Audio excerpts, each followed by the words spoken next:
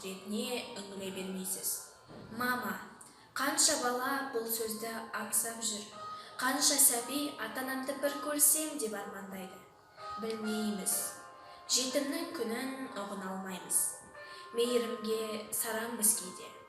Титтей жылу қандай бақыт сыйлар еді оларға. Жетім сөзінің мағынасын мен жалғыздық деп ұғындым. Ата-ананың қадірін балалы болғанда білерсің дейді ғой. Дұрсақ, дегенмен олардың қадірін әлде қайда ерте түсінетін жандар болса, олар әрине жетімдер. Біз қазақ елі жетімін жылатпаған, жесірін қаңғытпаған, ана сүтін ардақтап, ата салтын салмақтаған елміз. Алайда бүгінгі таңда бабаларымыздан қалған сол бір ұлылық жалғасын тауып жүрме? Ата салтымыздан адасқалы қашан?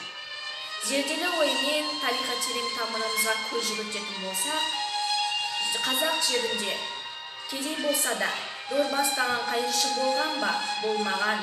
Иесіз қалған жесір, сүйеусіз қалған жетім болған ба? Әсте болмаған. Ал қазір ше? Қазір шетелдік ұрлықшылар көбеюде. Кейде бізден гөрі адам деген ардақтатқа солар лайық па деп қалам. Тәрбие тал бесіктен басталады дейді ғой. Мүмкін бұл да болса біздің ұрпақ тәрбиесіне деген жауапкершілігіміздің жемісі болса керек. Мен көздері жәутеңдеген бейкүнә сәбилерге тағдырыңа налай берме бекерге, сен жүре бер өмір жүгін көтерде. Мыйлы адамдар менен бұрын қимылдап, ұрлықшы шақ ұшып кетті бекерге дер едім. Жетімнің көзі жасты, дәмі одан да ащы. Жерде жетім жыласа, әуеде періште тітіркенеді.